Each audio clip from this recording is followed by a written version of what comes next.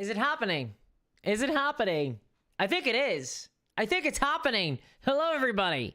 We're opening up on an absolutely incredible question. Do orcs feel pain? The answer, of course, is yes, they do. That's why they have doc boys, you know? And YouTube is telling me that now would be a good time to insert ads, apparently. Oh, got him. Got him. Too soon for 10th edition, yells Dean. Actually, I gotta keep my voice down, guys. It is 2 a.m. in the morning for me. Pretty miserable time. Pretty miserable time. I love Adepticon, but it's really testing me here. It's definitely testing me. Hello there, everybody. How is it all going? Texas about to get real hot soon, says Tyler, not excited. Makes a change for over here. It's very rainy, very wet and mild over here. Oh yeah, got that Irish weather. How is it going? And she is live, says Walk Up Games. Yes, indeed. Sound check, all good, says Great Night to Gaming. Thank you very much. I've been like fiddling about with the dials and gears and things like that on the background. Actually, 7 p.m. says Dean. Like, so, you know, obviously American events, I'm in Ireland, so the time zones are a little bit off, but like, it feels like the Adepticon stuff is really late. Now, from what I have heard right now, if you are at the Adepticon, like, place, you know, the big old convention, you'll be able to get access to a lot of this, like, this sweet secret little information early. According to the internet, and this is to encourage people to go to Adepticon and get the kind of exclusive reveals. I will say though, I've never heard of any convention ever doing that before. Usually, like 9 times out of 10, if you want to just get the news, it's better not to go to the convention. It's actually a lot harder otherwise. Oh, thank you for the follow, Zen Redding. Thank you. Oh, I can fiddle about with the little super hands there. The dream, some would say. Let me just quickly check something here. Let me just make sure. Yeah, okay. So this is good. Okay, so this is a rock. This is a rock. I'm just gonna don't worry about why I'm looking at pictures of rocks. Don't worry about that. That's not a big deal. It's not a big deal at all. Not a big deal. Let me just pull up chat here so I can see it. All right, okay. So thank you for your service tonight, Discord, says Robbie. No, the real nightmare is I was making myself a cup of tea just before I went live here, and I dropped the top lid of the milk carton. It landed on the ground, so now I gotta get through my milk.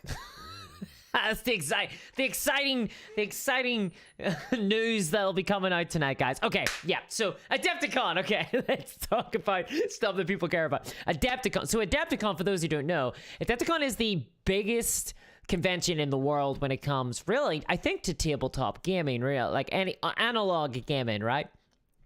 It's the absolute biggest thing. There's loads, almost every single wargame company has like some level of presence there. It's absolutely huge. I've never been. I've always wanted to go, but unfortunately it's in America, which is a little bit of a slingshot trip for me, being over in Ireland. So I've never been able to go, unfortunately. But that said, a lot of the Games Workshop, at the very least, are doing a big old reveal stream. And so that's what we're going to be doing tonight. Now, it doesn't start for another 50 minutes, so we're going to hang out until then. We're gonna hang out until then. But right now, you're just with me. I'm afraid to say, you're just with me. We're waiting for the Games Workshop stuff. Now, Games Workshop themselves they've been doing teasers, guys. They've been doing teasers. A lot of teasers. And I don't know. So I would love to do, like, to cover some of the other games companies, not just Games Workshop on this. Unfortunately, they don't make it very obvious whether or not they have reveal streams going on, where those are going on. Games Workshop, I will say this whenever it comes to the marketing, it's very easy to find stuff out about them and what they're going to be doing and where that information is going to be. Like, I know that I can just jump onto their Twitch here in an hour and start catching up all the stuff that's going to be put out over 2 hours. Where with, like, say, Parabellum and Infinity, like, I don't know where I'm going to go for that. So that makes it very easy crazy to me, guys. But if there's anybody else that are doing any cool stuff, like, let me know. I'm more than happy to. Oh my goodness, this is a video game. This isn't meant to be up. I best exit that. Discourse caught playing video games on the clock, guys. On the clock. Coffee, you're saying? No. I don't drink coffee. I actually don't drink coffee. I used to drink a lot of it whenever I was younger and a hotshot lawyer. I used to drink a lot of coffee, but I don't drink coffee anymore. I don't like the caffeine. You guys are catching me. So you guys, you see me? People are like, "What? I feel like I've got this channel on 1.25 speed on my YouTube videos." This is me non-caffeinated. That's me with zero coffee. I don't drink any caffeine whatsoever. It's all tea, baby. Well, okay. I actually, for the longest time, I drank decaf tea. I didn't even have caffeine in my tea. How about that? How mad you gonna be if it's Space Hulk, says Ruckus Muckus. So, I mean, I did bet $500 on it being a Space Hulk, like it being 10th edition. Like I bet on it last time. So I won't feel too bad about it. Honestly, though, I mean, I've been saying that it could be Space Hulk. I got convinced by the hype lords. I got convinced by Valrak and my man Auspex Tactics. They were all like, "Oh, it's probably 10th edition." I figured, right? So my position on it was originally, I thought that they would not reveal 10th edition until Warhammer Fest. But then I kind of got some deets. I got some deets from the inside that kind of made me start to think that 10th edition was indeed getting revealed. And then, obviously they did the tease of the Tyranids and the Terminators, which is what they've done. They've done a big tease of those trailers, and that made me go, "Oh, okay." But actually, as we get closer to the event, I'm starting to suspect that what we're going to see today is the Lion revealed. So the Lion is one of them Primarch fellas. You probably heard about him in one of them books that nobody's read. Just kidding. A couple of people have read them, I guess. A couple of my friends I know have read them, I suppose. So the Lion is the Primarch of, I think it's the Dark Angels. So he's probably going to get revealed. He's going to be a big old character. But I think that so the original, I think, rumors were that he was going to be in some way related to 10th edition. Or something. I don't know. Like, since those original rumors, Valrak's done like 30,000 videos. And I have to assume that there's been real substantial movement. Otherwise, those videos would have been a bit, like, redundant. So there's been some movement since then. The Lion is, like, a big Primarch guy. And my original thought was that it was coming out for 10th edition, but now I'm starting to be like, I think it might just be tied into the Arc of Omens, I think it might just be the final book. Dante Max says, "Did you guys see the Lion trailer they dropped a few hours ago?" I did, but I'll tell you what I'll do. I'll put it on right now, so that people who have not seen it can see it. So there was indeed, on the build up to this, let me pop onto YouTube there. Let's see. Let's go on to the Games Workshop channel. Yeah, so here it is. Let me go into the browser view. Yeah. This is it. And let me know how the audio is, by the way, for the desktop background. Oh yeah, the final book wasn't Farsight. So this is cheeky old Games Workshop. What are those boys up to? Join us at 3 a.m. GMT tonight. Join us at 3 a.m. No. Well, I say that, but here I am, right? But here I am. So this was the God, I've got too many bloody things on OBS. So that is the cheeky little trailer that they posted up today. Oh, sound is good. Okay, excellent.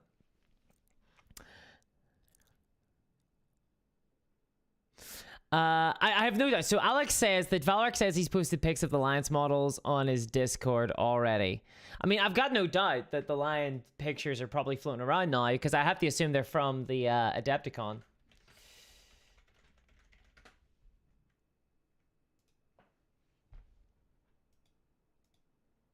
You know what I'm saying? So the Lion is the Dark Angels guy. The Lion is the Dark Angels guy. Haley says, "We can mock, but here we all are." Yeah, indeed, right? Yeah, indeed. Look, guys, I love fucking Adepticon. I love it. I love I love the big conventions, generally speaking. I love these big events. I'd love to go to them in person, but, you know, this is like the next best thing, right? Lionel Johnson. Yeah, Lionel Johnson, from the very serious 40K, Warhammer 40K setting. Lionel Johnson, the poet. So Nicholas Kavak said, if they revive BFG or Epic, I might die of shock. So Epic, honestly, Epic is going to be the big thing for me. I'd like to see maybe Epic. I want to see what happens with Epic. For those who don't know, Epic is like the 10mm Warhammer Games Workshop game. So it's very small scale minis, but you get lots of them. There's a lot of cool mechanics in that, like the pin markers and things like that. Basically, that's where the bolt action pin system first originated, apparently, as far as I can tell. So I'd like to try out that game. I really would.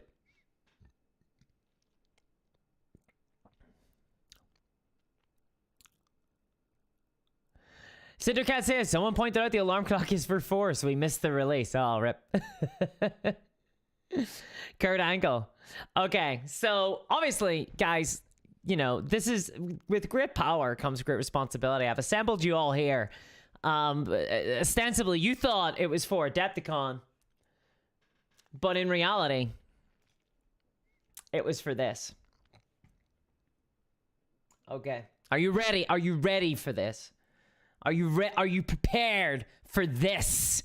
Okay, guys. Boom. All right. You want to all talk about Lionel Johnson and The Rock? Here's the real Rock, okay? So I recently picked this up, right? I picked this thing up, right? I want to get your opinion on this, guys. I picked this thing up on an eBay. I got this thing for about £6. I was like, not too bad. Cheeky little bid, got the bid. I got this rock on eBay. I was like, okay, cool. This would be a nice, cool little rock for my 3x3 board, you know? I'll be able to put it I've got a rainforest kind of setup. So I do. I got my jungle terrain, and this will be a cool little rock to throw in there, you know? So I bought it, right? And I got it shipped to me from eBay, and it arrives. Guys, can I show you? So this is what I bought. Okay? This is what arrived. Okay? This thing. Look at the size of this thing. I thought it was gonna be like a little line of sight blocker rock. Look at the size of this goddamn thing. It's too big. It's huge. I thought it was gonna be like a tiny little rock. This thing is absolutely massive. It's a huge goddamn rock. It's massive. Let me look here. Get these games out of the way. Look at the size of this thing. Look how big this is. It's absolutely goddamn massive. It's huge. It's too big. People are saying Discourse got unscammed. I did not get unscammed. I got scammed. This can't go anywhere. Look at the size of this thing. Let me get a little model. Look, this is a model for scale. Look at this size of this goddamn thing. It's a huge rock. Like, what am I meant to do with this? Where does it go? So I kind of assumed. I originally bought this thinking that it would like be cool, you know, for like a little skirmish game. It's like just a rock. Now I'm like, this has to go. I mean, this is a huge goddamn. This is like you have a little altar at the top kind of deal. You know what I'm saying? Yeah, it's a big. Marty Milligan says the lion is gonna look great on that. This is the only rock for me today, boys. This is the only rock today for me. It's absolutely huge. What the hell happened? I got it was this massive package. I was like, what the hell? They've filled this goddamn. They're really trying to protect this rock. They really are trying to prevent that thing from getting damaged. I'm unwrapping layers, and I'm like, it's a lot of layers here. And this fucking thing, it's fucking huge. Okay. That's so big. I mean, I thought it was gonna be tiny. Myself, I thought it was going to be tiny. Like, I genuinely, like, they've got a pan there. I think this is the disingenuous. I think they've hidden most of the size of the bloody thing in this picture. It's like behind, it's hidden from view. I was like, God damn. I don't need more terrain this big. Oh. Yeah, they've got a pan next to it, but I don't think it really quite showed to scale, you know? Like, this is a guy on top of it. It's like one guy. That's it there. It's a big old rock. It's a big rock. It's pretty cool, though. I really dig it. I do like it, you know? I do like it. It's just, it's not what I was expecting. It's gonna, like, on a 2x2, this thing is going to take up, like, a corner, like a quadrant of the board. I wasn't expecting that. Thank you very much for the donation there, Vasmati Corp. Says, the pioneers used to ride those babies for miles.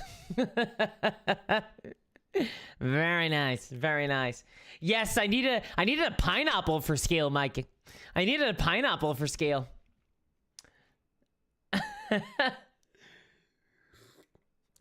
Thank you very much for the donation. I appreciate that.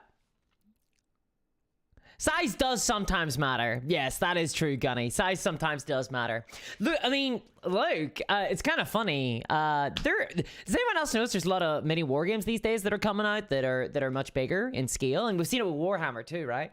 Just like the creeping scaling size. Things just keep getting bigger and bigger and bigger. There's a reason for that. I actually hate it because I'm a really bad painter. As you can as you'll be able to tell, actually, look at this, guys. I'm going to take advantage of this because it took me a while to get this all set up. It took me a while to get this. Let me move the fucking rock. Jesus, this thing is big. Move that out of the way. Show you my little dude here. Like, can I zoom in on this? Oh my God, I can. Yeah. Oh, jeez, look at the size of super hands there. Oh my God. That is too big. That is well too big. Oh my God. Super hands. What are you doing there? Let's get him over here. Okay. Yeah. So like that's the kind of, woo. Okay. Let's get it. That's the kind of quality of mini I'm able to paint, right? You can see I make a lot of good use out of the contrast paints. You know what I'm saying? Not in washes, guys. This is tabletop quality. That's tabletop quality right there. Yeah. So obviously I'm thinking about doing some painting hobby streams and stuff like that now that I've got this woo kind of setup going on. Ravenstone is 35 millimeters. My goodness. My goodness. Yeah, like it's okay. It's not incredible. Thank you very much for the follow. Yeah, I mean, I'm not saying it's bad. Like, it's good. They're good. So, I mean, it's just some basilicum gray on that. Basically. But it's not, like, incredible. I don't really do the, like, so I used to try and do the heavy metal style of painting, which I think was a little bit too aspirational, honestly. Yes, Endercat, I'm thinking about doing some live stream painting.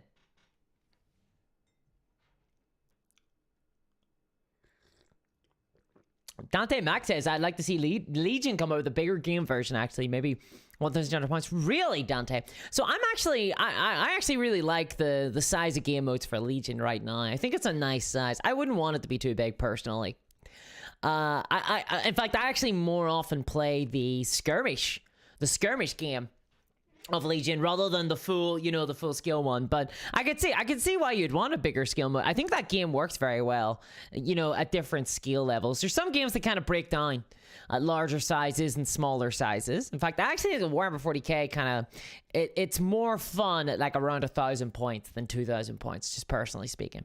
But Legion I can see kind of scaling well, mostly because it has that I go you go, it has that strange activation system, although obviously the cards would need to be maybe looked at. Why am I destroying my life, says Stark Stacking Limit. It's 2:30 in the morning. It's 2:30 in the morning and I'll be up for a couple of hours here in the dead of night, absolutely destroying my sleeping schedule and any hope I have of having a normal weekend. That to me is destroying my life. That to me is destroying my life. Although I mean, come on, guys, it's gotta be 10th. I know people are saying that it's not gonna be 10th. It's just gonna be a Kill Team box. It's just gonna be a Space Hulk board game. But I think it's gonna be 10th edition. Adepticon is big enough to have 10th edition. Yes, Warhammer Fest is coming, but you know, I think Warhammer Fantasy might get, unless we see some big announcements for Warhammer Fantasy at this event. I'd love to see some Warhammer Fantasy stuff. Nothing good ever happens after 2 a.m. says Dean. I know, I totally agree. 31R entire army painting stream, said Astuki. No, there will be a 24-hour painting of the army, but it will be on a video, I think. The thing about those videos is I can do them, but I need to be watching something. I need to like have my brain be occupied, you know? I got some brain stuff, so I couldn't like sit and just focus on the painting without some form of external stimuli seeping into my brain. I actually ended up watching a ton of The Walking Dead, of all things, when building the space race for that video, and it was pretty good. I watched a bunch of the RoboCop, and then I got through the movies, and then I watched a bunch of The Walking Dead. I think I got through to like the end of season 2, so just before it got good.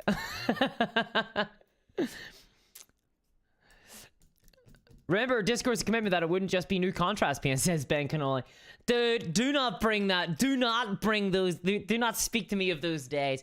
I was on a flight home from an event over in England. I was flying home, and I'd just seen all the stuff, and I was in the plane, and I did not have any access to the internet. And on the plane, I was like, oh my God, I think I know what it is. Because for those who don't remember, Games Workshop had basically teased, like, this is bigger than contrast paints. The new evolution of painting is coming. Prepare thyself. Prepare thy soul. And I was like, oh my God, I think I know what it is. It's going to be paint that is designed to be added on to miniatures that don't need to be primed. And the reason for this was because there was, I can't even remember. There was a lot of good reasons for it, okay? There was like a ton of different reasons for why I thought that would be the case. And I connected all these dots while I was on the plane without any connection to the internet. I was like, oh my God, I know. And I didn't know if anybody else knew. So whenever I got off the plane, the first thing I did was like, I have to get home. I have to record this video. I have to get my truth out there. And I did that. I ran straight home. I didn't run straight home. I got in a car and then I was driven straight home by a taxi driver, not my private driver. And then I jumped straight on and started recording a video, like boom, like that. And I thought I'd nailed it. I really did think I'd nailed it. And Games Workshop had like really hyped it up. They were like, it's like the newest evolution. Like, you best get ready. Like, this is big, guys. This is big, you guys. So I made a video basically being like, this is going to be paint that you do not like. This, like, where can they go next, right? Like, because everything they're doing is all about trying to make it like easier to paint things. Contrast, it was shading, it was highlighting, it was all in one. Now what is this? This is going to be paint that you can just throw straight on before primer, just to get people into painting a lot easier. And then the very next day, Games Workshop revealed basically kind of tweeted out like, it's just some like more contrast paints.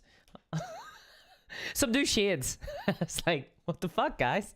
Like, I literally had spent like an entire day over in England, gotten on a plane, come back home. First thing, instead of going to sleep like I desperately wanted to, hello right now, I jump straight into making a video and absolutely got a bomb. Like, absolutely got crushed by Games Workshop's actual decision making. Nightmare. Absolute nightmare. That was their fault though, and I think they realized that. I think they screwed up on the marketing of that. They made it sound like more than it was. And I think they realized that because everyone was like, oh my God, what could this be? What could this be? Games Workshop the next day were like, oh, it's nothing. I think they really realized that like they might have hyped it up a little bit too much. That's what I get though. That's what I get for falling into the marketing hype, guys. That's what I get, you know? That's my fault. Torto Miniature says, prepare your wallet. Not me. I have gone over budget on my Warhammer expenditure already this year. I can't. Look, I mean, to be honest, I'm not super, like, personally speaking, I'm not super interested in a Primarch, right? I'm not like super interested in the stuff that kind of pushes the story forward. I get that there's loads of people who are. That's cool. But I personally am just not like super into that. What I'm interested in is seeing the sculpts, because I like me some sexy models. I like to see some sexy models, and especially if I actually, so I clickbaited everybody. There we go, guys. I clickbaited y'all. I lied. I actually lied. I clickbaited the out of y'all. I recently did a video. You're gonna catch me right now. So you could snip this, send it around all the forums, tell everybody, Discourse finally admits it. So I did clickbait everybody. I did a video recently that was basically alluded to my Space Marine army as 2,000 points worth of Space Marines. Unfortunately, that isn't true. That isn't actually true. It's not 2,000 points. It's actually 1,731 points worth of Space Marines, which is substantially less than 2,000 points. Y'all got clickbaited. And, yeah, so sorry to say, guys, I've actually got 250 points worth of Space Marines that I need to buy and build. The problem is, okay, so the problem is, I actually, that army of Space Marines was 2,000 points when I bought it. It was 2,000 points. In November, okay, so like 4 months ago, it was 2,000 points worth of Space Marines. But then Games Workshop reduced the cost, the points value of all of the models in the Space Marine army, because the Space Marine army was the first codex to come out and absolutely was getting its ass kicked. So they reduced all the points, which meant that my 2,000 points army was reduced so far in points, so substantially in points, that it went from like 1,986 points to 1,750. Thank you very much for the donation, Corey. Thank you very much. It's a really cool name. I like that name, Corey, by the way. It's a really good name. So thank you very much for that donation. I really appreciate that. Thank you, guys. Thank you for making it worth it while for me to be up right now at 3 a.m. and ruining my sleeping schedule for the next like 4 weeks, because I literally, so I kind of already, I screwed it up, right? So I screwed it up building a bunch of Space Marines over like 31 hours recently, and I just got my sleeping schedule back, and then I realized with ADEPTICON that I would not be able to create a video to cover ADEPTICON tomorrow or like the day after because of a friend's birthday. So I was like, I guess I gotta stream it. I guess I gotta stream it. I can't wake up the next day and just like check out all the news, leisurely go, oh, I wonder what was released last night in the middle of the night, and then go down, make myself a bowl of Cocoa Puffs and just kind of chill, look at all the news, go, Instead, it was like, boom, Discourse, you're up. It's 3 a.m. What's going on? You're up. And I actually got up really early this morning for I had like a voice meeting that I had to make. So, and I didn't get a nap either. So there we are. Oh, jeez, Nicholas. Thank you very much for the $10 donation there. I really appreciate that. Thank you very much. Thank you very much. I really do appreciate that. Thank you. It's making it all worth it, guys. Making it all worth it. I just hope we get something good.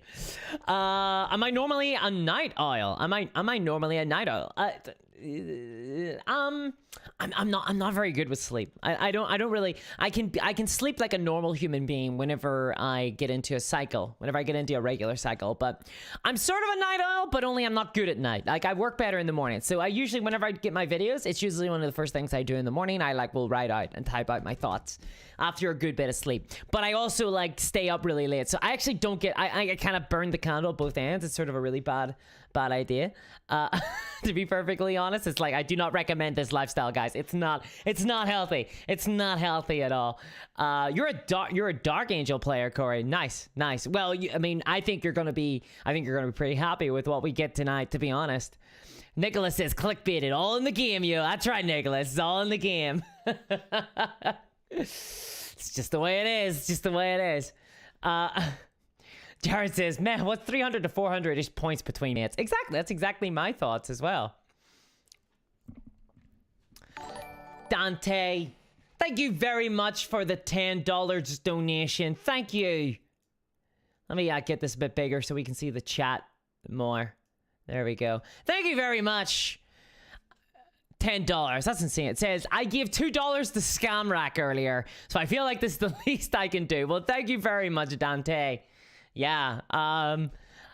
Look, Valrak is a big hype guy, you know what I mean? And like, this is the maximum hype time, is around the 10th edition announcements, around the right, these sorts of like big events. Like, people get excited about these big events. I get it. Like, I do get it. It's like wrestling, you know, it's like that kayfabe. You gotta follow the storyline, find out what's going on, find out what's going on next. But thank you very much. I'll tell you this much though. I don't think that, like, I think this Valrak is typically right on his rumors. Because basically Games Workshop is a leaky sieve, and like he obviously there's some, he's got like a culture of people who could leak things know that if they give it to Valrak will report on it, so they do that, right? Like, so he's worked out a sexy little scheme here where people will go to him in order to give him like the leaks, you know what I mean? Because they know he'll platform it, because other people won't platform the leaks themselves, because actually it gets them cut off from Games Workshop. That's why Valrak doesn't get a lot of official support from Games Workshop. You'll never see him get much stuff. It's because he platforms leaks. Thank you very much for the donation there, Mark Jackson. Thank you. He says, I just want the new Dante. I like the new Dante. I thought it was pretty good. I thought the model looked pretty sweet. I have a friend, so I'm a little bit jaded. I got a friend who's like really into Blood Angel. In fact, do I have two friends who are really into Blood Angels? Yeah, I do. I've got two friends who actually collect Blood Angels, now that I'm thinking about it. So I get knocked in with the Blood Angel aesthetic quite a lot. I get knocked in with the Blood Angels aesthetic quite a lot. Actually, it's kind of funny. I know two people who collect Blood Angels, and I don't think I know any other bigger Space Marine. I know one guy who collected Space Marines, but he doesn't anymore. And do you know what? If I go way back, the person I got into this hobby with, into wargaming with, they collected Blood Angels as well. Completely different person.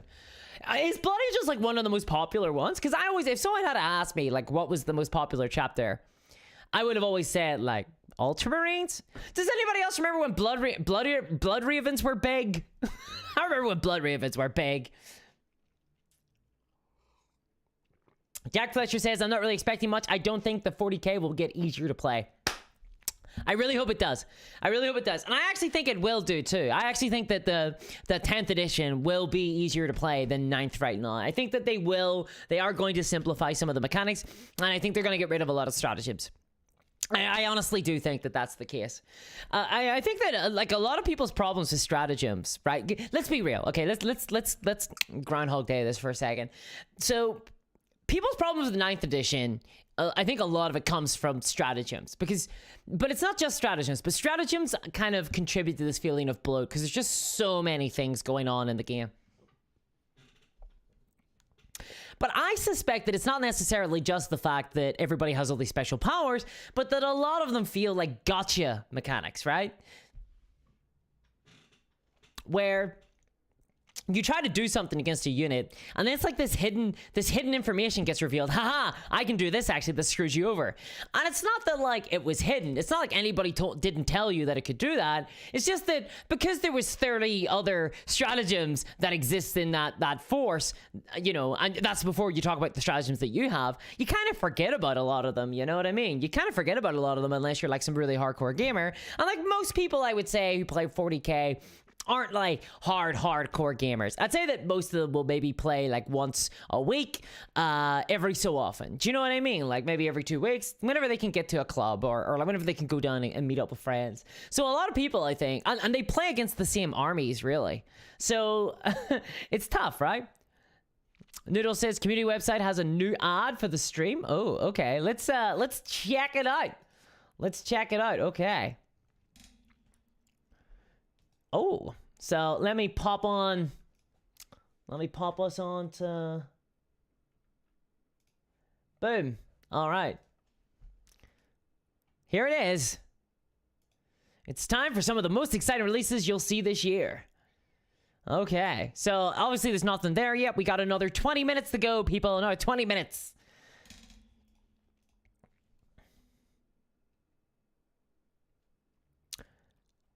A lot of oh, I saw this earlier. I saw this. They made a post on Warhammer community about Zorpazorp. Anybody who's been following Zorpazorp, Blackie, for a while now knows that he's like building like a big ol' Middle Earth. He's like building Middle Earth. He's been doing this for like years now, absolutely huge. And his latest project was the Osgiliath, city of Osgiliath. And they did a post about this, about how they sent one hobbyist 100 sprues of Osgiliath. So what is he? Is he a Warhammer hobbyist or a Middle Earth strategy battle game hobbyist? Right, you tell me, Games Workshop. He's a wargamer. And yeah, so they sent this out to Zorpazorp. He's a big YouTuber. He's a pretty cool guy too. And I noticed that as I read through this, they didn't show a single picture of him. What the hell? They didn't show a single picture of Zorpazorp. What's up with that? Oh my god. Morale check. $20 donation. Thank you very much. That is super kind of you. Says, here I sit, tax return in hand, waiting to see if this is the moment I finally dip my toe into Warhammer. You're waiting for that? You did your taxes. Well, firstly, thank you very much for the donation. I really do appreciate it.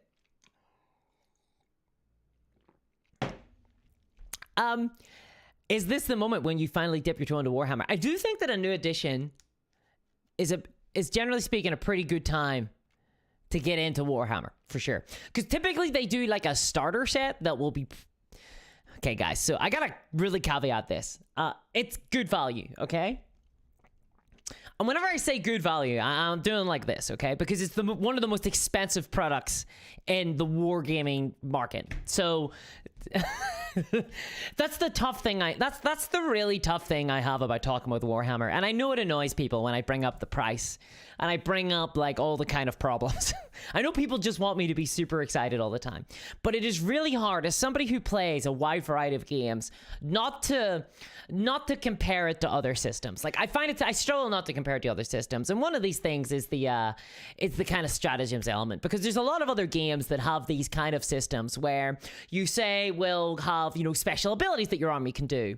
Like, for example, the A Song of Ice and Fire miniatures game has a very similar thing where you've got cards that are special abilities that you can use during the game, but there's only like 10 of them, and they tend to be a little bit less like screw you and more of a kind of like, this is actually the flavor and theme of my army, right? Like, it's not like they only apply to one unit. It's like the Lannister deck of cards is all about hitting the morale of your enemy, or the Baratheon one is all about staying alive, you know, or the Stark one is all about just combat. They're really good combat characters, and because there's this theme to them, it doesn't feel as bad whenever the Lannister army hits you with a thing that's like, haha, you've got to take a bad morale check, and you're like, oh yeah, of course I do, because that's the Lannister thing. You know what I mean? Like, if the Dark Eldar, I imagine, so if the Dark Eldar got a bunch of like stratagem cards, for example, in 40k 10th edition, and they were all like, ha ha ha ha, we're terrorizing your guys, your morale is going to get tested over and over.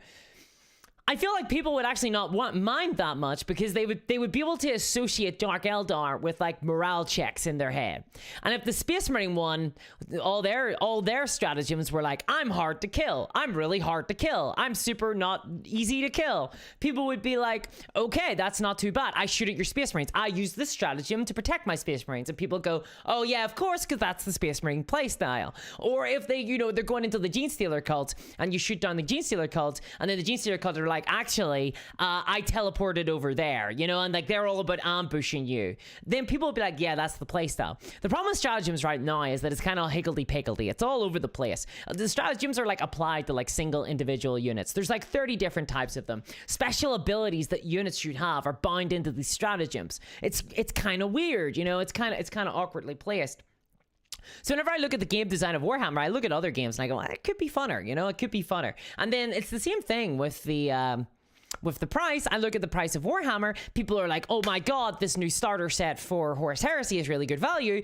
And then I kind of look at it and I go, but it's worse than every other games, right? Like, it's better than Warhammer 40k. Sure, the Horus Heresy starter set was pretty good if you looked at it in comparison to 40k, but it was probably about on par or a little bit worse than like a bolt action starter set. And a bolt action is a pretty big game, you know? Like, how can I not bring that up whenever I talk about these things? Like, how can I not talk about, you know what I mean, when we're talking about these things? Like, it's tough for me.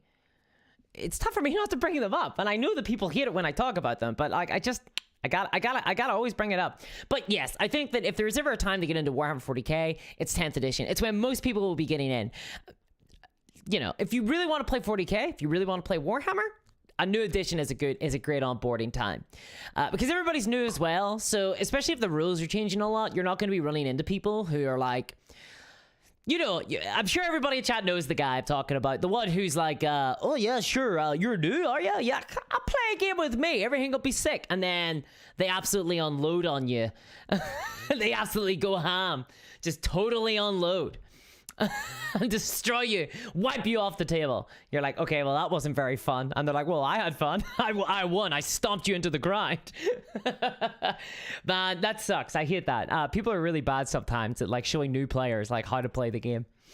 There is an upside though. There is an upside to playing Warhammer 40k these days, and it's gonna sound really snippy, but one of the upsides is that one-page rules exist, and that means that even if 10th edition evolves into a stage where you're like, I don't want to try and keep up with this game, I don't like it, it's too hard, there's too much new stuff coming out, I don't want to get on this treadmill, you can always just play some one-page rules. It's a really good rule set for using your Warhammer miniatures, and it's pretty, you know, it's not like the most balanced game in the world, but it's not like imbalanced either, you know what I mean? I wouldn't call it like a tea sport, a tabletop sport, but it's a fun game, and it's fair, it's pretty good casual play, you know?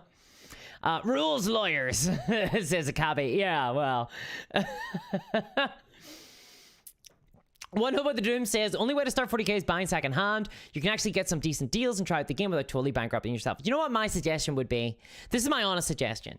So before you start, just use dice or something. Use like some token and play a game of, you've got like one die and it's your captain, you get like a squad of space marines and go up against a friend who's playing some necrons with like a kind of like just proxied some counters, and then go to Wahapedia and it has all the rules. Look up the like how to play rule, you know, video on YouTube, and just try out the game, or try it on Tabletop Simulator. Just get a little bit of an idea.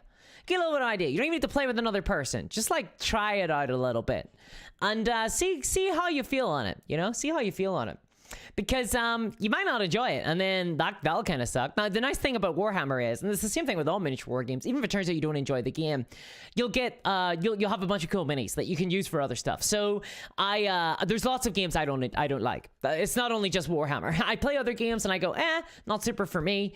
You know, like for example, Warcry. I'm not the big, I didn't enjoy Warcry. I tried to play Warcry, didn't really enjoy it, but I have the Warcry minis now that I bought, and they're cool. I like them. I'm going to use them for other games. I'm gonna try some other games. And you know what the really lovely thing about wargaming is? Lots and lots and lots of games consist of this. Just like a single book. So if you have miniatures, you can play this game. You know? You don't need miniatures, but you have miniatures and dice, you can play this game. Or if you have miniatures and dice, you can play this game. And these are just books. If you have miniatures and dice, you can play this game. They're just rule books. Once you have minis, it's just your imagination on a rule book telling you how to determine it. And that's kind of the beauty of the thing. You know what I mean? Charles C. Oh my God. For the 666 donation. Thank you very much. A very ominous and scary thing to donate right there. Says, pretty sure a lot of walls are gonna cry with this release. Yes, indeed, Charles. Yes, they are. For sure. They're going to be very scary. They are. I think a lot of people are going to be getting hyped tonight. I think a lot of people are going to be getting hyped tonight. I hope they get a little bit of hype too. I'm not immune. I may be a bit of a critic, but I'm not immune to some of the old hype. You know what I'm saying? Kevin says, price matters though. Sure, some cannot care, but some will. And even though I can afford something, doesn't mean it's a good value. Yeah, no, exactly. So what I've discovered actually, this might be a little bit of a... This might be a little bit heretical to say, but I have been buying miniatures that I want to use, not in bundles recently, because I found that when I got big bundles, I ended up with too much plastic, and I couldn't so for example, I haven't bought one of these in years, but like a combat patrol, it's like too many minis. I don't get them done. Whereas now I would just buy like the box of the minis. And I probably would still try to buy bundles if I was going to buy Warhammer minis, just because they're so expensive. Like they're just so expensive for what they are. But for like something like Bolt Action, where a squad of 30 guys costs £30, I can buy just that box. I don't need to like really try and get a lot of value, because what happens is that I may lose out on value, but I'm making that back and actually completing and finishing and painting the models, which is probably worth it. I think, which is probably worth it. Xenos rampant, says Captain Ruffus. Isn't it It is rampant. Yeah, it is rampant. Yeah. Yes, proxy everything, says Frank Noller. Yeah, I think honestly, before you really put down a lot of cash, proxy everything. But I know that people want to buy things. I think that most people want the actual miniatures. I think most people don't enjoy proxying miniatures. And I get that. Like, I do honestly get that. I think most people want to play with the like official miniatures. I think that most people actually don't like mini agnostic stuff if they don't have a mini collection that could fit the game. So, for example, let's dip over here. I'm loving this little bot, but I'm loving this, guys. I'm loving this. So, for example, Zona Alpha is here. Let me zoom out. Woo. So this is Zona Alpha, okay? This is a game, it's basically Stalker, the miniature war game. And you can see here, you can see the art, you know, it's pretty cool art on there. And I don't have minis that really would fit this kind of like 80s style, like Eastern Bloc kind of aesthetic. So what that means is, I haven't played this game yet, but I want to play this game. And I could, in theory, use like some Batman minis or something, but I just don't want to. I want some like hazmat guys, you know? I want to like experience the game in its correct environment. So I think that a lot of people are the same way. I think a lot of people, they want to play the game like that. I want to play the game with its actual minis. And I think that miniature wargaming, especially as a hobby, is something that people love the aesthetic of. They love the tactile feel. You know what I mean? I'm not. We're not playing a digital product here. You know what I'm saying? You know what I'm saying? Jesu Car says, I came too late. What did I lose? Nothing. Nothing. We're waiting another 9 minutes for it to start up. And then it goes. And then it goes. Whew, what's everybody hoping for? What's everybody hoping for here? So we're going to be like 10 hours of excitement. And by 10, I mean 2.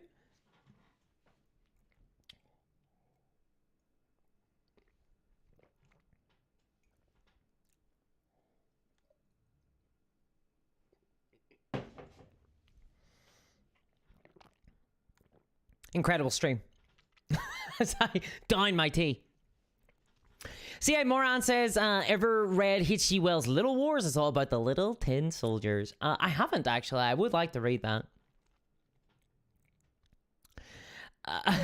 Paladin says, let's not kid ourselves. In 9 minutes, they're going to put up a stream starting soon screen, and there'll be another 10 minutes or so. Yeah, probably. Nia says, I think I might start a Marine army, which I've been fighting off if they give me cool names, which are rumored in the launch box. Yeah, so as always, the updating of a new army comes fraught with peril. So right now, I'm kind of concerned a little bit. I'm kind of worried a little bit for Tyranids. Because I can kind of... So here's something you guys got to bear in mind. This kind of makes it kind of bad to start one of the new armies.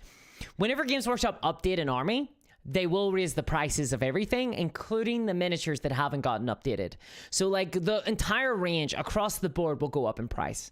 And what that means is that sometimes you're better off buying the older stuff. You know what I mean? Like, so Imperial Guard, for example, like everything for them has just gone up in price. They take the entire range down before in anticipation for the new release, and then they put it all back up, but at higher prices. Everything goes up.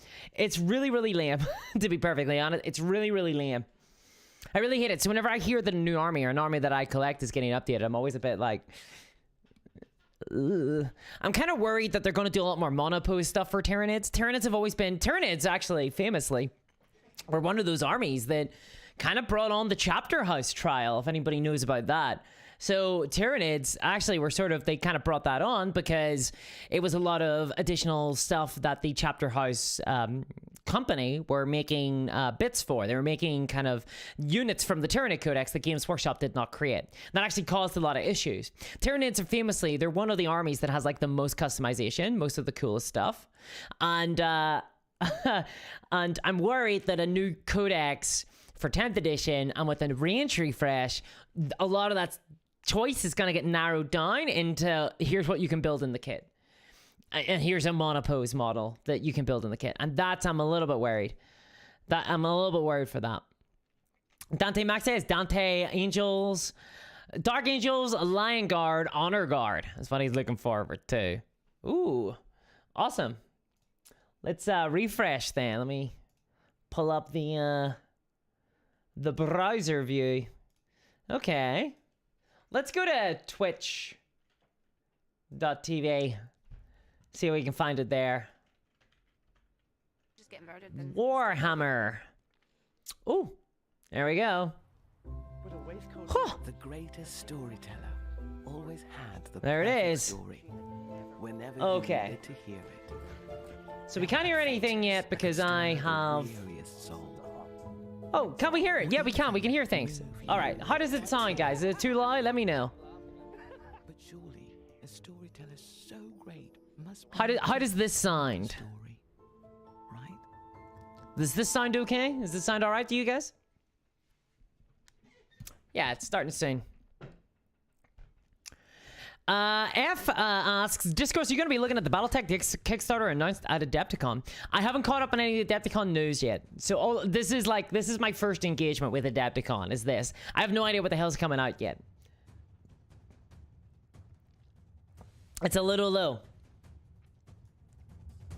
All right, let's turn it up. Let's turn it up. Okay. Yeah, just let me know in the chat, guys. You want it louder, you want it quieter, just let me know. I'll be right back 1 second. I'm just gonna go grab a Coca-Cola, try and get some energy. I'm starting to fade already. It's not a great sign. Oh, this fucking rock. Ow.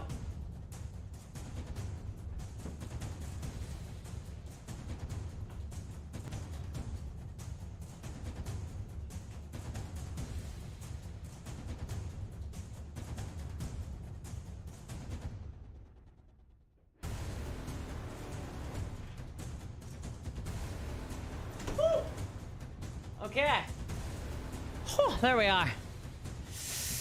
Ah. Here we go. Here we go. Any minute now. So I haven't I haven't really checked out any of the Battletech stuff, to be honest. So I mean, I don't really follow Battletech, honestly. Whenever I was always vaguely aware of Battletech. I actually was aware of it more so from the video games than anything else. But I first really heard about Battletech 2 years ago. Whenever, if you guys remember, the fan animation stuff was going on, and there was calls to boycott Games Workshop, and a lot of people moved over to Battletech, and that's whenever I heard a lot about Battletech. People were really proselytizing for the game.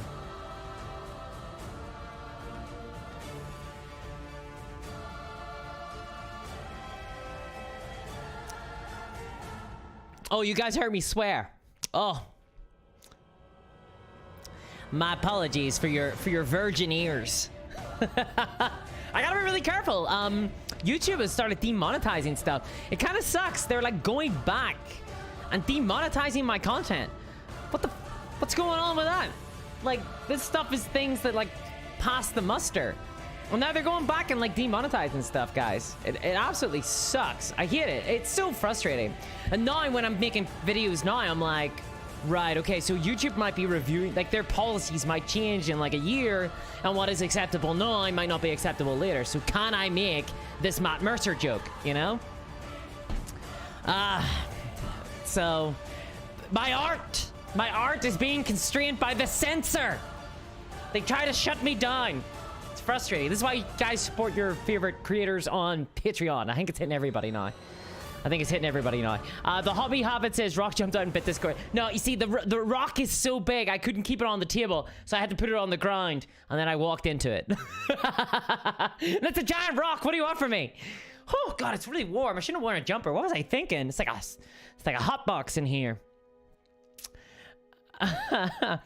Paladin Gaming says they just loosened the November policy last week. Did they, Paladin Gaming? Okay, that's good to hear, because I was getting a lot of, like, it's not even like that it's not appropriate for ads. They'll still show ads, I think, on it, or some ads, but it's, like, not suitable for ads. So, like, the actual amount of money they'll pay you is, like, way less, which kind of sucks, because for me, the majority of my income comes from, like, YouTube, unfortunately. I would love it to be Patreon, but unfortunately most of it just comes from YouTube, so that means I'm kind of reliant on ads, which really sucks. I hate being in that position, I really do. But that's why I've been trying to do things like get discount codes and stuff via Patreon. I'm trying to draw more people to Patreon, but unfortunately it's not working. I don't think people are super interested in discount codes, which is kind of weird. It's kind of weird to me, because I would be all over that if I had a 3D printer, or I do have a 3D printer and I am all over that. That rock was bigger than the real rock. It was Ruckus Muckus. It was absolutely huge. Oh, thanks for letting me know, Paladin Gaming. I'll check that out. It started. It didn't start. I'm on it. This is it. How did it start? Refresh. Okay, we're refreshing. You guys tricked me. Wow, 15,000 people. Woo! 15,000 people. Wow, that's a lot of viewers. That's a lot of viewers. Wow.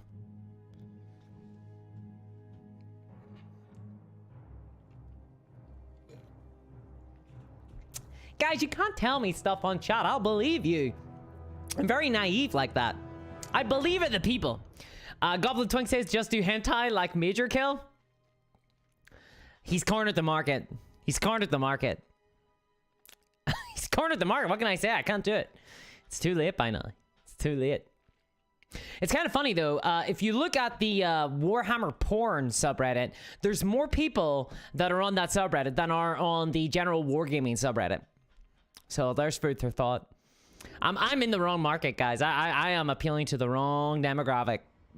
I should be in the Warhammer porn business. Jesus. That's what we're all here for, isn't it? For the Adepticon stream. Talk about X-rated Warhammer content. Hello there, Jimmy Smith. Hi there. How's it going? A hentai tabletop game, says Akabe. You know, like, you could do it. Like, you could honestly do it. There's a lot of, like, niche stuff out there.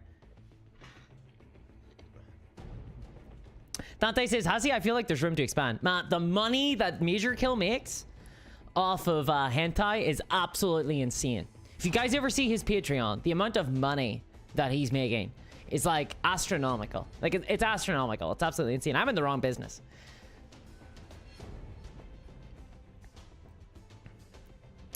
It exists, Mike. It exists. It exists. If you watch I did a video where I charted all the subreddits in Warhammer and, like, what subreddits people belonging to that subreddit also belong to. So there's this machine, there's this device that tells you what subreddits the members of one subreddit are on. And it gives you the percentage chance that they'll be on one of these other subreddits. And there was some really spicy stuff. I definitely recommend that video. Great role-playing, Debbie. Thank you very much for the $20 Australian. Thank you. I really, really do appreciate that. Says, thanks for helping me get into Warhammer. I've been playing TTS One Piece Rules. I just got the printer in the mail. Looking forward to your rules, lawyer. Let's play. Thank you very much, Debbie. I really appreciate that. Thank you. And we have got I'm glad to hear that you're getting into the game. I am so excited. I'm glad to hear that you're enjoying it. And it has been such an energizing evening. The quality of this is very low. How does this sound? Let me know how this sounds, by the way. Let me know how this sounds. It is run by a passionate group of volunteers and folks. Who just the love video quality everything looks like I'm Warhammer. We actually get to getting see patched into over like 1,000 this looks of more them like in the room here and Aliens share universe, some everything Wayland Yutani that stuff they're going putting on. online. I'm buzzing at the chance to get to do it again. It was really, really fun. So we've just Hey had, guys, look, it's some like I'm preview for I'm people here. at the event. Hello. We had, as you say, 1,000 people, 1,000 Warhammer fans. 1,100. 1,100 and some other people kind of around the edges. Oh, my really, head really is cool. Some being awesome cut stuff off we a get to show little. off, and we get to show you guys who are watching along on the stream all that stuff in just a few minutes. I can see there's about 30,000 of you currently tuned a lot of in people. to watch us, which Given is the fact that it's like 3 a.m. in some of our Yep. core demographic here of this show. Let's Absolutely, see. yeah. So do let us know No, where I can't you're get tuning in any- from, guys. It's about, I think, 3 or 4 in the morning over in the UK. It's They are still too pretty late low. over here in the US as well. It's pretty late in the U.S. We're here at Central Time. It's already past 10. Eddie here was probably still getting over the How jet does lag. this- You were in the UK just How is yesterday. this compared to my Absolutely, voice? yeah, I don't we want had them an to drown interesting me flight out, though, over. you It know? was Yeah, not- Discourse it's reporting all live. good. Hello. We're He here now. visited many Hi, cities, Eddie. including Chicago. Yeah, well, I can It's already pretty see in lit. the chat we've got loads of people. It's going flying by so fast. We've got the UK. There's some people, loads of the US, Denmark, Europe, China. All sorts of places. They So are the actually at Shire, I see them there as well. So ADEPTICON thanks for that tuning day, in, yeah. guys. We've got a really, really cool show. We've got loads of really fun stuff. They are. Yeah, I'm Does excited this sound to share okay? it. Nice. If I you am guys, as well. if you guys have got any theories or any things you're particularly looking forward to seeing, let us know in the chat. Some of them might come true. Indeed, and see what you can get out of us. in I the wanna chat. see some There's all Blood Bowl sorts of stuff, things we can guys. talk Come about on. over the next bit here. Yeah, Where's we my might Blood be able Bowl to answer hype? some questions. The chat is going so fast. Get at me the some moment, more just Snotling wild minis. cards. I might Come not be able on. to see Might your be. question, It's but fine. we'll do our best. If any kind of repeat questions are popping up, we might be able to cover them as well. I want so, everything Mike, else before to sound we low. dive in, Compared to me. Adepticon obviously a huge part of the event Yeah. scene. An inspirational part of the scene, for, frankly. for Warhammer. You are Mr. Events for Warhammer. I am. So tell us what Adepticon means to you. I kind of wish they were All of us they were working who at come like to Adepticon Blood have been Bowl here many announcers times. I as came well. here many times before I joined Games Workshop, but it really inspired me into the sort of event side of the hobby. It's inspired me to run events of my own. It inspired me in how We're I gonna see a new Warcry box. Warhammer when it comes to engaging with the community in person. And Blood events Bowl like this are represent. really a representation of the community itself, and the community is really Warhammer. Without the community, Warhammer is nothing, and without Warhammer, we wouldn't be lucky enough to have this community, and it's really writ large here at an event like Adepticon. If you've never had a chance to go, I recommend it. It doesn't matter where you are. There are people who come from all over the world to attend, and it's sort of the godfather of the independent We're gonna see event new kill scene. teams. Yeah, Adepticon 100%. existed before them all. Andre.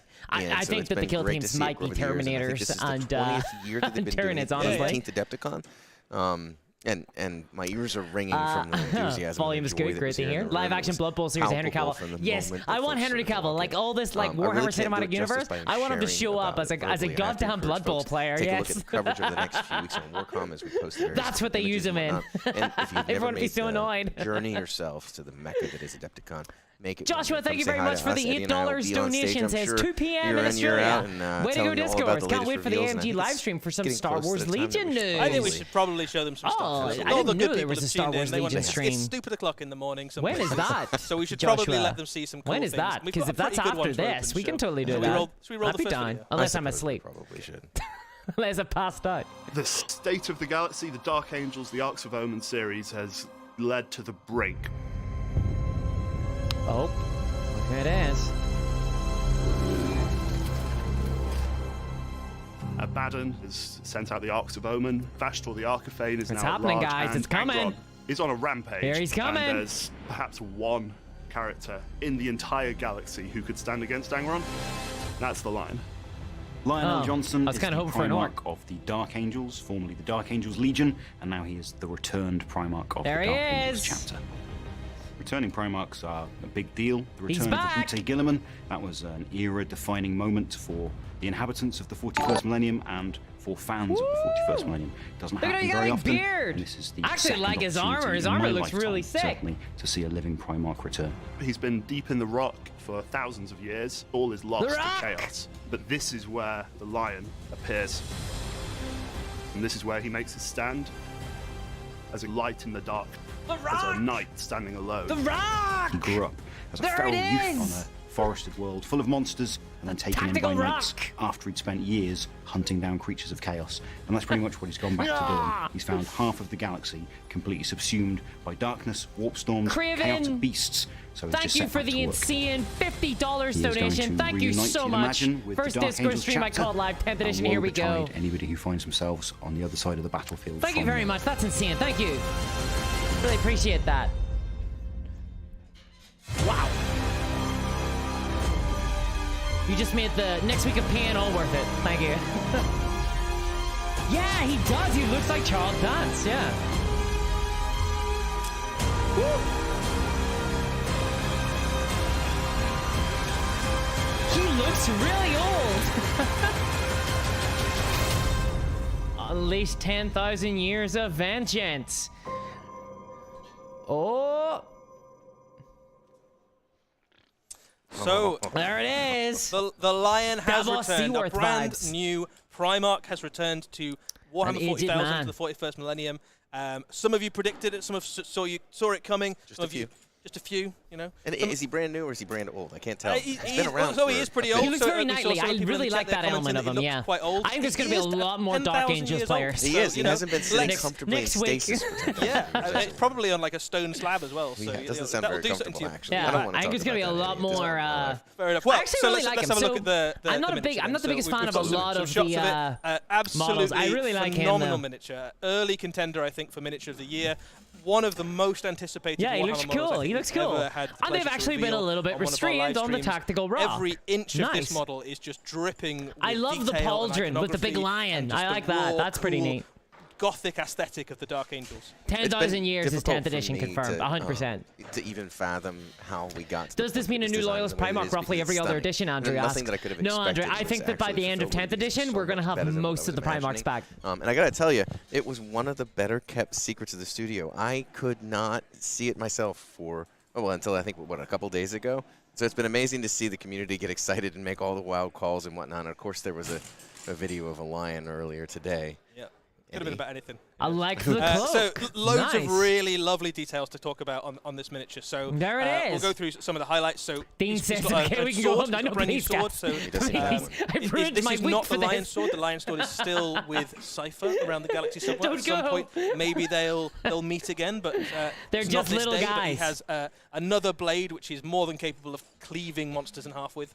He's accompanied by two Watchers Bring in back the dark. one of the These scenes, are kind yeah. of shadowy forms that follow key Dark Angels characters around, and there is I no like more the significant backpack character with than the Lion with the himself, angel and they wings kind too. of I whisper like to him in those. the That's pretty darkness nice. and kind Yeah, of it's a give him nice hints model. about, It's a really nice model. where he might best put his service to the Emperor. And I'm guessing that you don't have to freehand the L Johnson on the left. There, Eddie, it looks like. On the He does. left He's of it. carrying the I'm not the Emperor's biggest shield. fan of the That is shield, the glorious of golden Oromite the shield kinda- carried the by the kinda Emperor, bent in the and middle. now carried by his son, But in much the same way yeah, that Guilliman it's a very wields complicated the Emperor's model, which sword. I think is The fine for these Emperor, big Kino characters. possibly gifted or Yeah, maybe it looks inherited the shield of the Emperor. So when he's fighting against the horrors of the galaxy, he can use the Emperor's shield to And there's little deflect dudes the there deadly hanging blows out. that might even lay someone like him low.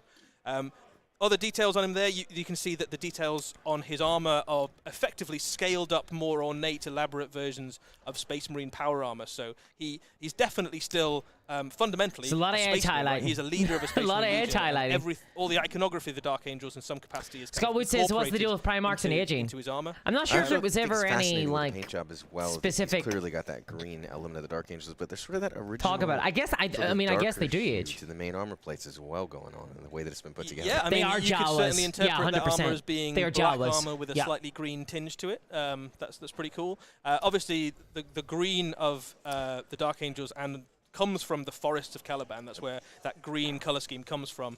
And the black was kind of their original. He seems first sad he Legion only gets colour. to So carry the green Scabar. of the Dark Angels Legion was incorporated when the Lion joined, basically. So it's a nice little touch that he's kind of got some of that hue into the paint scheme.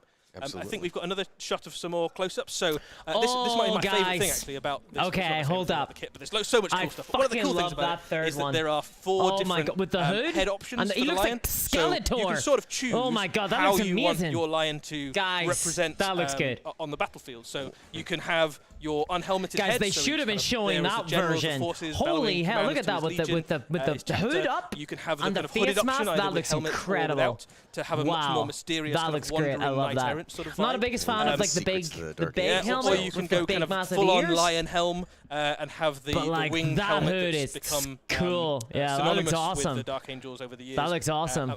The Yeah. kind of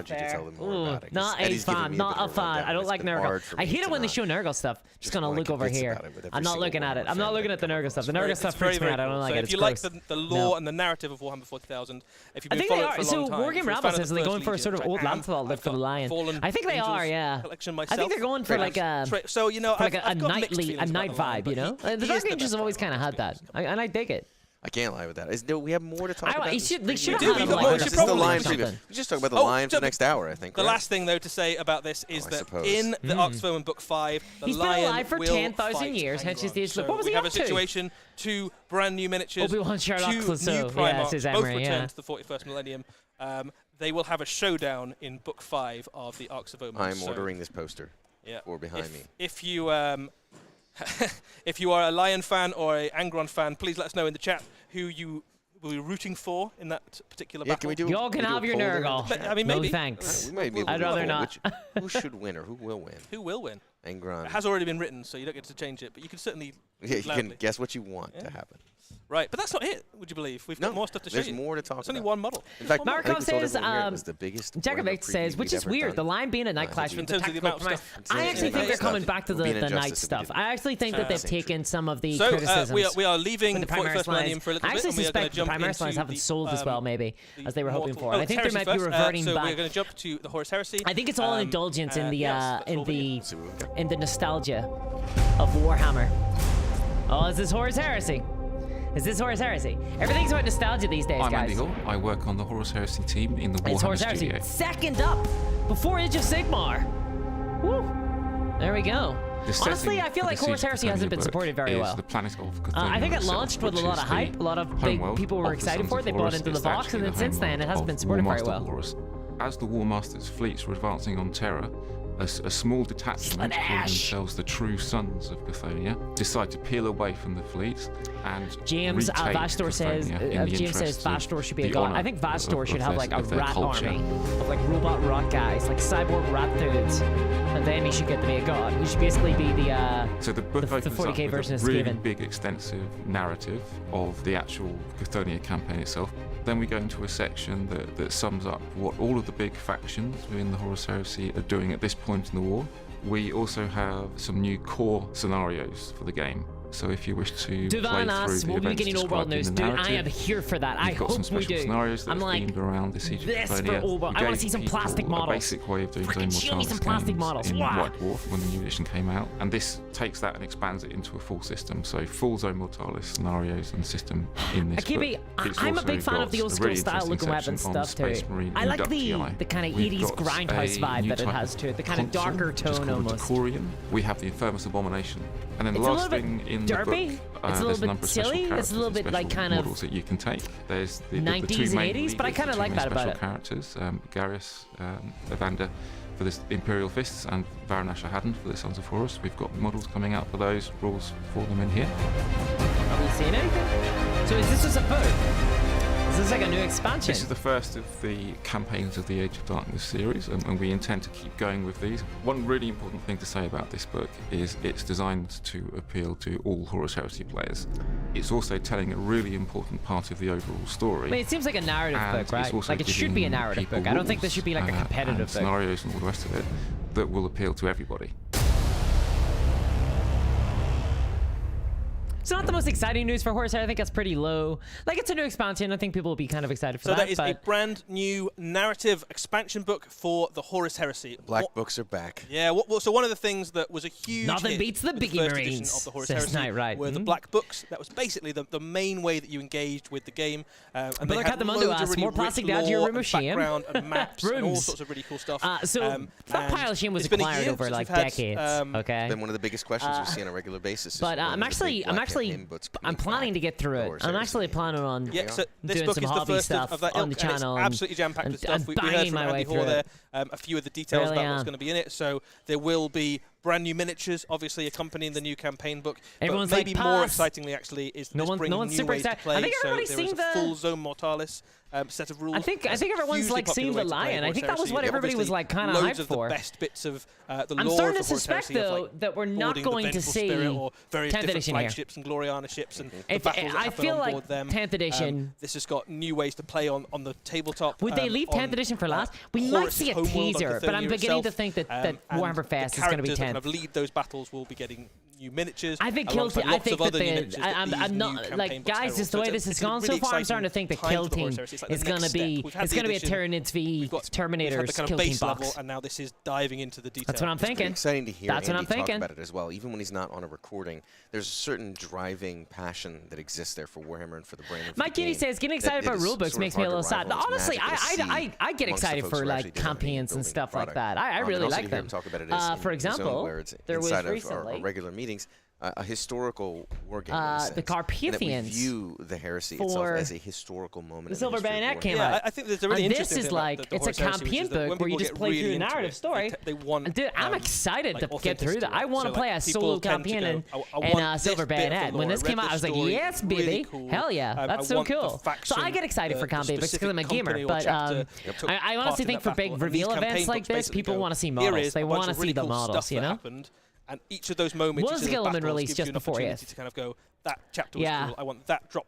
Could have been the force, or case. I want that assault company or Specifically. this done. Yeah. Well, which would you be? Olivia Would it be a says, Son I of hope it's Horus not or an relevant to Imperial Space Fist Hulk, to be honest. Oh, To be wait, so in honest, this one, I I don't think have like the a Imperial big Fist is pretty cool. connection with I'm Space a big Hulk. fan of Imperial Fist. I don't have like a big connection with Space Hulk. But then, Honestly, I mean, what I it is want is Horus the Heresy, Aliens game right? to It's come his back. I want the game. Aliens It's board game his to come game. back So where he you has fight enough aliens. It was spotlight. We basically can- Space Yes, Hulk. yes, yeah. I kind of want that So to come back. one Because of I the, prefer to play as other things Marines too is if you than ever happen to see some photos Marine- of whatever Marines. events we're at, we actually have a 64 Terminators. square foot Horus Heresy Istvan Massacre battlefield with hundreds, if not 1,000, I think at this point, miniatures recreating the whole experience and some of the like scene for scene, shot for shot. Rockroll Disc pieces says, of I want to cover learn art from 40k, but the Heresy. 9th edition I'm kind layers of upon a layers of big rules old hurts my brain. Heresy historical nerd Rock, I myself. would recommend But it's that you exciting to see. check I'm out gonna- I'm going to change my answer. a actually, 'cause I rule just set remembered a called cool One thing Page about Rules. this book that we haven't talked about. Now Big you're not community gonna of players. So one of It's a one of the really things fun. that Think of these it as a books do is community they rule let set. you- They give you a You bit let more you of play the with kind all of your rich Warhammer tapestry models. of the Heresy. Honestly, I And would what we recommend know it. is that I think it's a some of great the, introduction to Legions wargaming. I think it chapters makes for a really didn't fun game, fall and you get to completely, use the or, Warhammer models if you they had want. But loyalist you can elements also to use them. Star Wars So Legion one of the models things if you're that's kind of quite interesting interested in in this book that. is that you get some loyalist And honestly, elements you'll of find plenty of people who the, play it. the I Thousand think Sons that Legion One join Page Rules alongside might be the something you want to Imperial look Fist for the into invasion. because it doesn't So have those really? layers and layers, or it so, does, so I'm but going to they're pick them. like So I like the very Thousand Sons, simple, so, like, you one of my know? choices. You're a fan of the small So- contingent of I loyalist don't- Get a that's Thousand feel Sons. exactly for it. I was- wargaming. See if you Alright. enjoy it before you That's a commit into deep like the cut. One Warhammer that's kind of quite a deep cut ecosystem, you for know? those who are paying attention. Cool. Okay, so that's Horus Heresy. Really cool. This book is going to be accompanied by loads and loads of new stuff. Dome Mortalis rules, brand new miniatures. Oh, hey, look, it's all a- sorts of it's cool a- things. it's a- We it's are a now going to Terminator- jump to the it's Mortal a, Realms, Dreadnought. where something ancient and It's a prehistoric. Space Marine Dreadnought. is- It's a good cut to Oh, jump from the immortal sounds like War legions Cry. of the I've Space seen Marines. this, Many of so them die I'm gonna have to constantly in pretend to be Horus Heresy into hyped. the mortal So realms. what? This is gonna be me pretending to be Hold on a hyped, guys. second. I've seen all of these. So these got leaked. Oh my god! Well, actually, I haven't seen these. Lizard Man, nice. So this is just Sigmar, Lizard Man hype.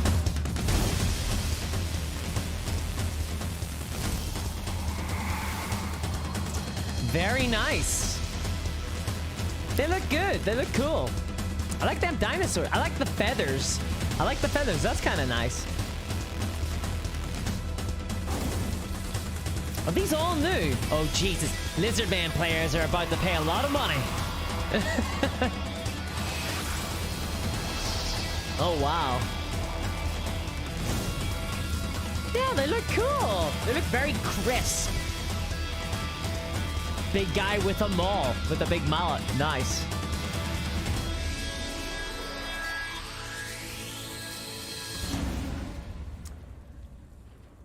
Lizard Man! Hell yeah! I like that. Those Lizard Men look awesome. They look really cool. So that is the rest of the Seraphon forces. We'd always seen some new models on their way at some previous previews, but this is the rest they of the look cool. range. I think they look and really neat. effectively, the Seraphon have The now thing been I like fleshed about the out Lizard to be Man is one that of they the just do best it, looking right? They armies just in Age of do Sigmar. Lizard I Man. feel Like, like a 12-year-old a lot of the again Age of that wants to name all of Sigmar them some form of factions are source. like, we're not Talk a about fantasy how much version of clever X. girls We're these actually particular models really are. weird, you I'm know? excited about We're this. not As someone who's vampires. relatively new We're to Age of also Sigmar, this is the army that got me weird, into it. like bone guys. to You know begin what I with, mean? Like, and I there's am nothing that's over the like moon super excited just about what simple. these miniatures mean Lizard for Men my, are super simple. They're like, we're for my lizard war book. guys.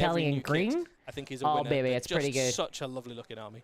I cannot wait to collect them myself. Ed. Cleo says, can't There stay is, of awake, course, gonna a let the battle tome on signs the way. of the We can stream now roll show you over the me as I cover, go under. featuring, as Bye, it tougher does, people an tonight. Agrodon Lancet Good night, champion. Cleo. Fare thee well. Off to Brand the new land battle tome of obviously brings with Nod. it all the new rules you'll need to play with the Seraphon. There Some you of go. the There's- existing you should be kits still asleep stick now. I'd around, probably so sort things it. like the Probably you, Stegodons, the you know. Carnosaur, most of the big monsters that are Pretty sure relatively recent somebody was kits that are talking still on the really TV nice, through to me, stick being around. like, good night, But discourse. all of those new That would things we've seen added 100% to do as it well. for me. So I'd it's be a out. pretty Be big out army like a now in light. terms of the number of Jeff says, if I was to ever get into Age of Sigmar, this is the faction I would want. Heavily revitalized. Yeah, they're pretty cool. Like, they are pretty Again, cool. A bunch of clever girls there. In those units. Big fan there at the back. The first place you will be able to get hold of the new Seraphon and the new Battle Tome is an army box, which is on its way fairly soon. Oh, I hate this release model inside Games this Workshop. box, you will get No. these units. Really? So you're the gonna Battle Tome, 2 early units access of the army again. Raptidons, That the Slanmade sucks. Priest, and a unit of Saurus, and then that will be followed swiftly afterwards by the release of all the rest of the Seraphon models that we've seen. Oh, So guys. if you are a Seraphon fan, there is a really, really good few months ahead of you. So that's pretty cool. It's exciting. What do I think we have a bunch of other things to cover for That the Age isn't. of Sigmar. We were about halfway through Age of Sigmar. Only there's halfway. there's loads of cool stuff for Age of Sigmar. Well, you so talked let's- about the fact that we have the Seraphon coming soon. What else do we have before we get to the Seraphon? Let's have a look at Guys. the video and see what. I hate these release boxes. No one else seems to have an issue with them at all. It's like I feel like I'm the only person out here being like, this isn't normal. This shouldn't be how armies should be sold. Armies should be sold. You should just sell the models, you know? Or if you want to do a bundle, release it alongside everything else. I like that little 50 style. Rockworld Des, thank you very much for the $2 donation. Says Warhammer Community has a big spoiler on the page. Ooh. A Mason of Bone. Ooh.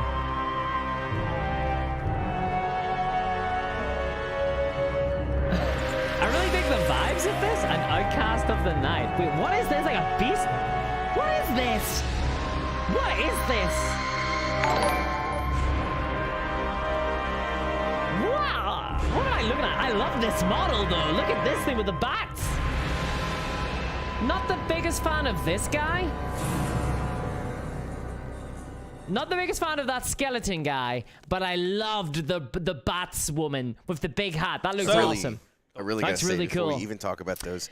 But the that marketing. so we studio, saw the Warhammer one new studios that model put together these for the Soul vibe Bright and Great theme of Lord. these videos. Great Never Lord. gets We saw enough one new credit. model It's for pretty the amazing. skeleton I'm always boys. entertained by it. But tell us about I these models. suspect Yeah, so we've got 2 new we're gonna heroes get a coming FOMO for, box, boys. Grand Alliance Death, and I think 2 we're new gonna get a battle tomes FOMO box. We're gonna accompanying get a them. battle So we force. have the There's gonna be Soul Blight one new Gravelords unit and for a each of new those vampire, armies, a named and they're gonna be vampire both hero, bundled and into the a Ossiarch box, Bone and then Reapers, never released and, separately for another year. a Is new my generic, suspicion. hero that Is they what can add I into their bet. Is forces. what So I'm I think guessing. we've got some pictures of the models we can bring up on screen and have a look. And you should talk about the Ossiarch first, but I love the way you describe. I'm not the biggest fan of that model, vampire. honestly. I don't. They're I don't both really, really cool. So like this it. is the Mortisan Ossifactor. I don't like the and Ossiarch effectively this is Bone Reaper's kind of aesthetic. I think it's too many bones. All right, too many bones. Their particular I think they should have stopped a long time ago. I did mind Tomb Kings, but even Tomb Kings, I was like, maybe they put too many bones on stuff.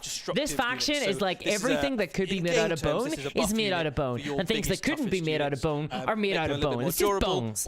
Bone, bone, bone. Okay, let's bone. That's the faction. We're gonna bone it down. Not a big fan of it. I think it's too much. There's too many bones, and even there you can see there's like a fist of bone throwing up like a bit of bone.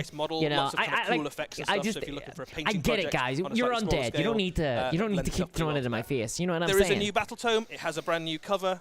Looks very cool, and that is Catacross. The Mortarch, who gets Margaret Wood says, little tip from an art student, don't make the lighting on your Codex cover the exact same color as your Lizard Man. And this brings it into the brand new edition. It is bonerific. It is bonerific. Other battle tomes Give the dog a bone. Oh my god. I've got a bone to pick with this, but I love it. Yes, guys, give me the puns. Give me the puns. Forget the donations. Forget the donation. Give me the puns! We'll jump to the vampire in a second.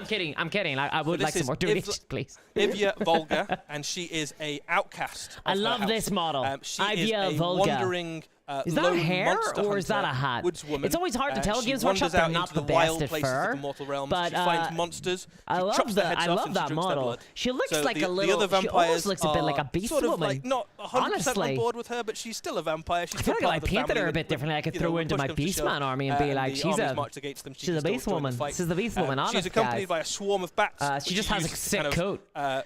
You know? know, enemy units and monsters. Unfortunately, because she's going to be in a FOMO box, I'll never get her.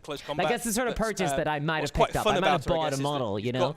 But if she's in a FOMO box, I'm just never going to buy her, unfortunately. Kind of fairy tale elements pulled together into a character. More female vampires, asked Jason. It's a very yeah, I know, I agree. I'd like very more. kind of classic European fairy tale sort of vibe. It's the vampires. Octavius, this commentary cuts me to the bone. Interesting and fascinating thematic element. And it seems like both of these characters are helping drive those armies deeper. Scooby-Doo villain vibe, yeah, Charles. I actually don't mind it. Aesthetics and feels that they have. But they're not the only both of Soulblight them give you a Gravelords. sort I've of seen some new direction, I guess. models So coming for she's them, obviously but got wolf I think it's in elements to her, so you can Warcraft. lean into that kind of dire wolfy kind of vibe. Soulblight Gravelords Yeah, again. isn't that the same actually got one of the picture last battle tomes as of the the last edition, older which meant that they didn't battle get tome? lots of the Isn't cool that things that lots like of other armies got.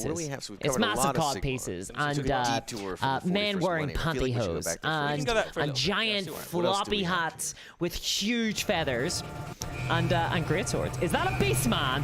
Did I just see a beast man? Oh my god! Is this a is this the Kill Team box set? Then got to get out of here. So it looks like generic upgrade sprue Leagues of Votan. Really an upgrade sprue for Leagues of Votan already. Versus Beastman. Baby! There it is! Oh, he's got a gas mask! He's a Beastman with a gas mask. Nice. Oh, baby. Nice. Okay. Sorry, this stream's a little bit more gushy than I was hoping. Guys, they're giving me a... Get these out of the way. There they are. Holy Oh, guys. Oh my god. This is getting... Oh my god, guys. I'm getting this. Oh god. And the worst part is it's stuck in one of those massive fucking boxes. I don't want the terrain. I don't want the dwarfs. I want the Beastman. Give me the Beastman. Give me the Beastman right now.